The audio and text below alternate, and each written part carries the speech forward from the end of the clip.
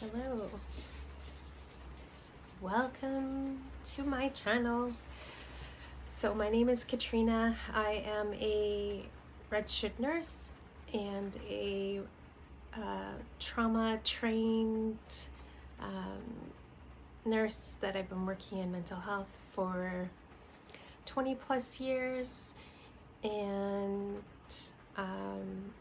I come on here to speak to different things that I've learned along the way and that I share in my practice with people and that I personally have used to support my wellness and my continued wellness. So something that comes up regularly with people, and sometimes it doesn't come up as much nowadays. It did a lot when I was not doing well, when my mental health wasn't well, when I was in a traumatic stress injury. It was there for sure. And it is self-compassion. So it's not a buzzword.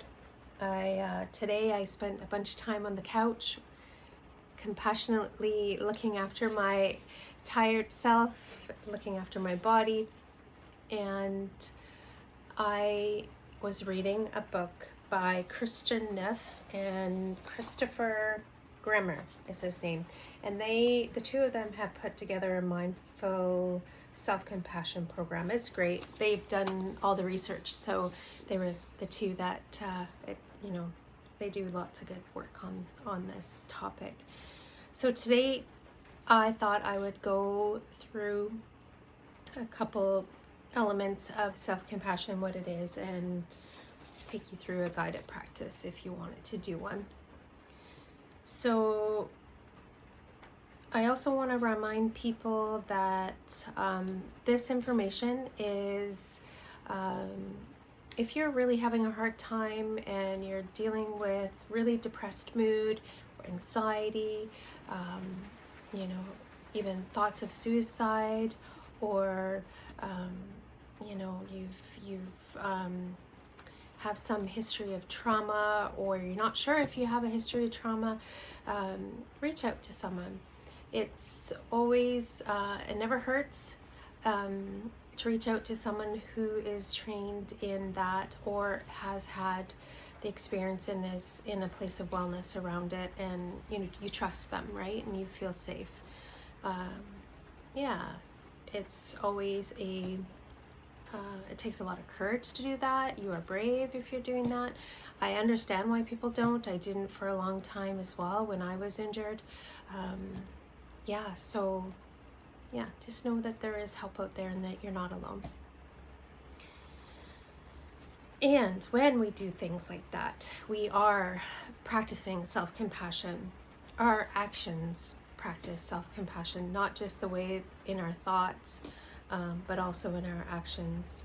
And there's a few elements that when we're practicing self-compassion, and that's mindfulness, obviously the self-kindness, and common humanity. So what mindfulness is being aware of the physical, emotional, or mental pain of the moment.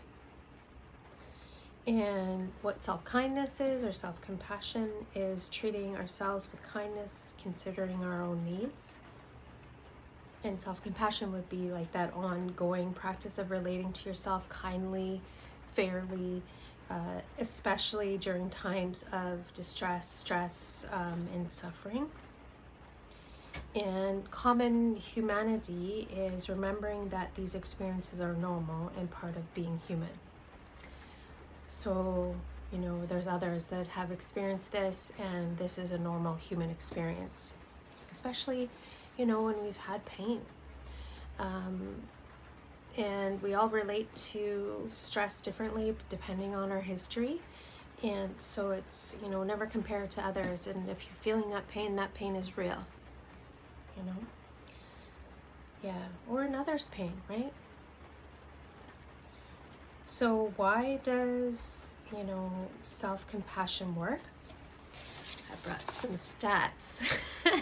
because in a little while I'm going to be doing some teaching, and self-compassion is something that I love bringing into my care with clients, but I also do education with nurses, so I'm getting myself warmed up for that. So, and nursing, we come from a science background, and it's just any one of us, right? Like our society is really science-based, and it's good to know, like there's been research on this, and we know that it's evidence-based and it does support people. So from this book, Teaching the Mindfulness Self-Compassion Program, for a guide for professionals, and this is Christopher Grimmer and Kirsten Neff. Great resource. Just that the research has looked, and they've seen that women tend to be slightly less self-compassionate than men, though gender, role, orientation, age, and culture also affect self-compassion. Could go on with that for a long time, but I'm just going to leave it there. While self-compassion is linked to more concern with others, people tend to be more compassionate to others than to themselves. Oh yeah, absolutely. That's, something, societal wise, that we have been programmed, some of us, to care for others before we care for ourselves, right? And that we're selfish if we do it the other way, but actually it is better to fill your cup up or put on your own oxygen mask first before you go and care for others, right? Another point was the positive early family interactions tend to increase self-compassion, while early trauma tends to reduce self-compassion levels. Another point is individuals with clinical disorders tend to have less compassion, and increased self-compassion appears to be an important mechanism of change in therapy. Hence why I love to weave it through any therapeutic intervention I do, or any interaction I have with others. So the research strongly challenges misconceptions about self-compassion. Individuals with high self-compassion tend to be more self-confident and motivated to improve after failure. Relate. They take greater personal responsibility for mistakes. Accountability, yep. They engage more readily in health-related behaviors. Oh, for sure. They have more strength to cope with challenging life circumstances, so it builds that resilience. That experience more caring personal. We experience more caring personal relationships. Yeah, like if we don't care about ourselves, we're not gonna put our pick the people that are best for us to be around, right? We may pick some unhealthy relationships. So self-compassion is also linked to reduced negative states of depression, anxiety, shame, and increased positive states like happiness and life satisfaction. There's fewer problems related to striving for self-esteem, such as narcissism, social comparison, contingent self-worth, and emotional instability. We have healthier body image and less distorted eating behaviors.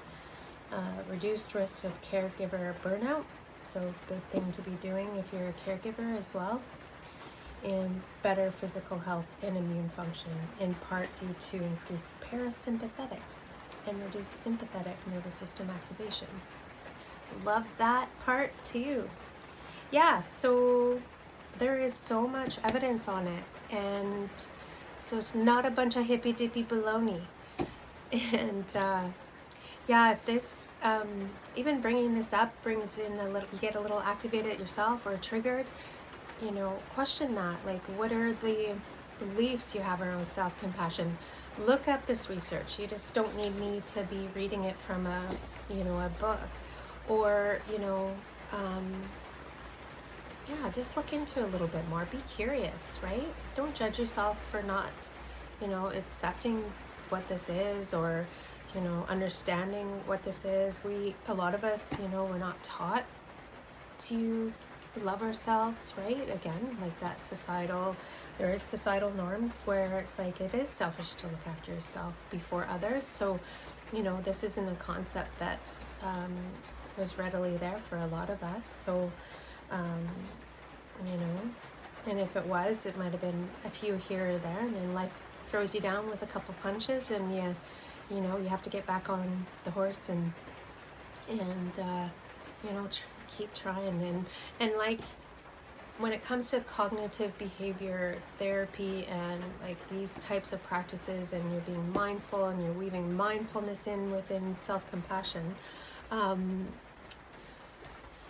it's if you are more prone to those negative thought processes, and say you're depressed, or those anxious thought processes, and you're going into fear and your nervous system activation, and you're the neuroplasticity of your brain, we have those other pathways that we pave.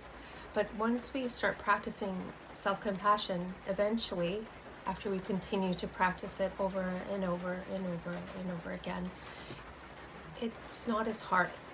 It gets easier, but it does take a lot. And think, if you've been like this your whole life, you were never taught to love yourself, say you were, not, you didn't have the best relationships with your blood family or your birth family, and you had some hard knocks along the way, it's going to take some time, but you can do it. You can start to learn, and love yourself. Yeah, learn to love yourself. That's a thing. Yeah. And what's important is, like, even if this doesn't, you're like, what the heck, who are you to, speak to this? I haven't always loved myself, I remember being told as a little girl, you can't love yourself. You can't love another unless you love yourself fully, right? So that was, rooted in there, but there was also some social norms in there as well, as being a woman, that is selfish to give to myself first. So, some of those things like that, one tendency, women tend to be slightly less compassionate than men, though through the gender role, orientation, age, culture also affects self-compassion. So depending where you grew up, right, and your background. So yeah, that's just a little bit about self-compassion, and yeah, it's a beautiful practice to get into. Lots of resources online about self-compassion. You can practice meditations around it as well. Tara Brach has many as well, and she has a book called Radical Self-Compassion, and lots of meditations on Calm app, CALM, or Insight Timer is another one, and Headspace is another app that you could, I think that one might be paid now, but so is Calm, but Insight Timer has a lot of free stuff. So yeah, so I would like to invite you to do a little practice with me tonight, or whenever this finds you. And this is one I wrote up one time along the way, so I have this meditation book with my different meditations and mindfulness practices I've brought together here. Yeah. So just notice where you are in your space, and if you need some privacy, go somewhere quiet. Let someone, when you're around a bunch of people and you need some time, let those people know you need, some time just to go through this practice. It's okay. You're looking after yourself. That's self-compassion. So just notice where your feet are.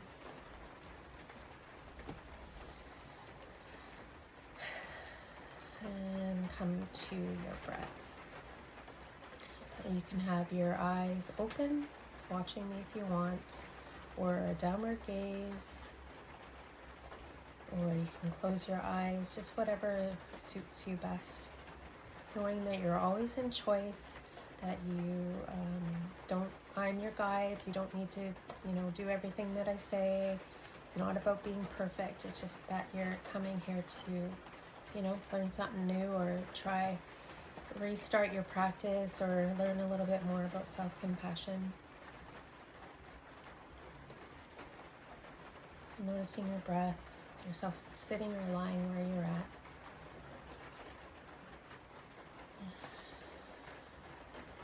You need to judge your breath. Just meet it wherever it's at.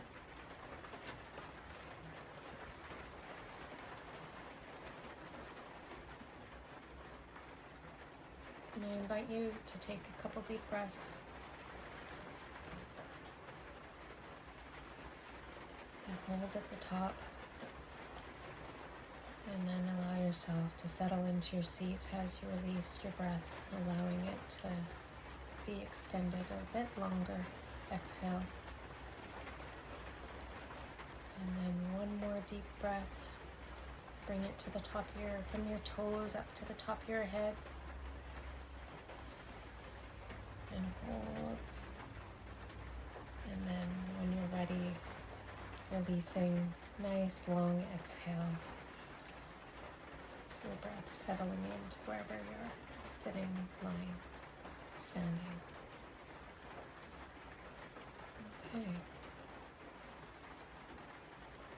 So I'm going to invite you to think of a time that's not too distressing, although there was some distress. Could have been sad. Could have been angry.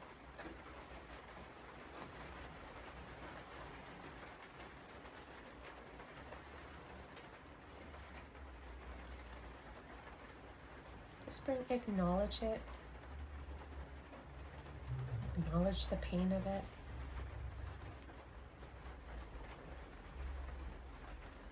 You could have been anxious. Just acknowledge it. You could bring some awareness to it, just non-judgmentally, to see it as it is. Just like if, say, it was a loved one that was suffering in this way.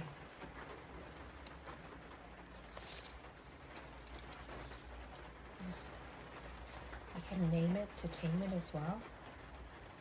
And feel the emotions that may be coming up with thoughts around it. You can name it. I'm so angry.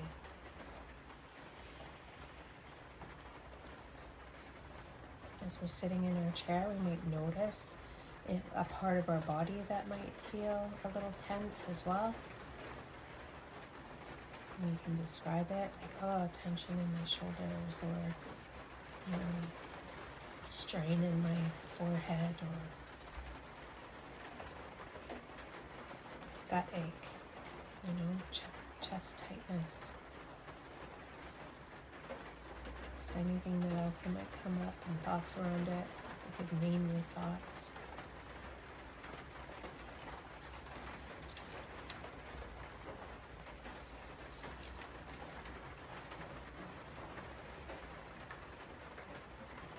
So, remember I was talking earlier about knowing that suffering is part of life, and that it is part of that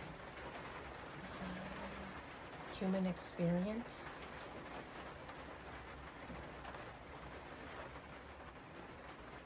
It's not all normal to feel this way. Anyone would feel that way if that happened, right? You could name that. You'd say, like, if this was my friend, this is how I would feel. Or if this was my loved one, this is how I would feel if they were going through that. And then you could even feel how would it feel to feel that, saying that to that person. And that's, the sensation that you can hang on to for yourself,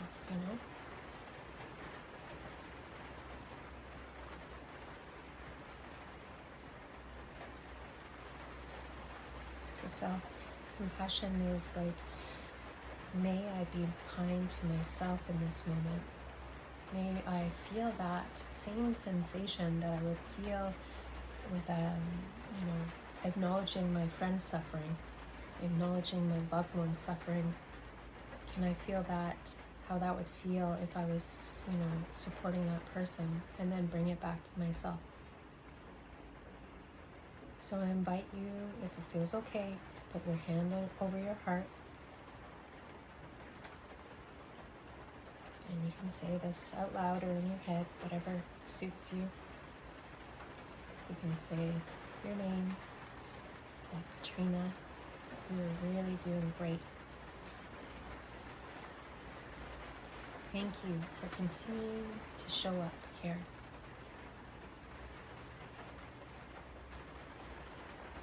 I don't want you to suffer, and you deserve good things. You are enough.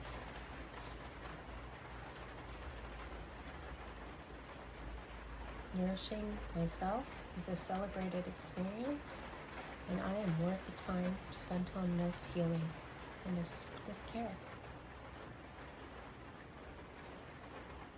And again, if it just feels too hard to do that, you can just imagine, you still put your hand on your heart, just imagine you're saying that to someone you love, right?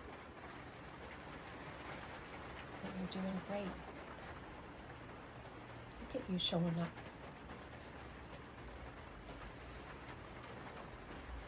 I don't want you to suffer, and you deserve good things, and you are enough.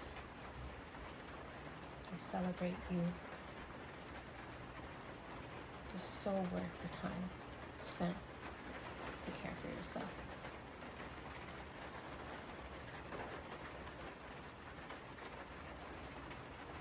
Okay, so coming back to yourself, sitting wherever you are.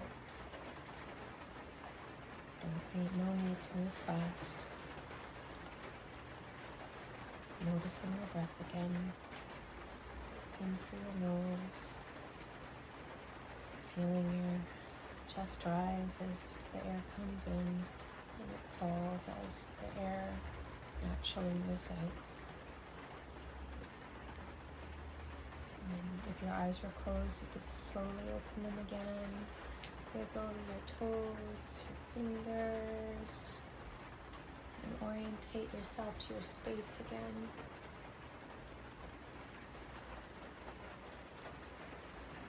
Okay. So I invite you to, if you want to look at more resources around self-compassion, one of the, again, this book by anything on, like Kristin Neff has a great website. It's Kristin, and her last name is Neff. And I've never looked to see if Christopher Grimmer has a website, but I would be surprised if he doesn't.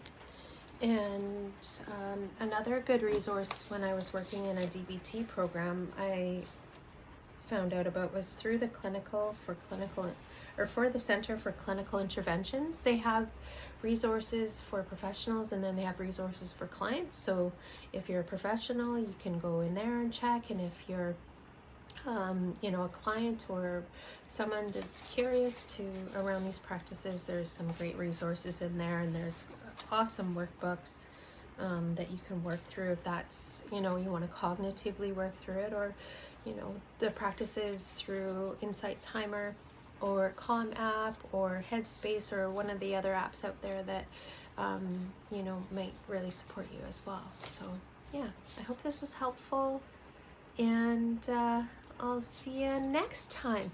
Okay, thanks everyone. Okay, bye-bye.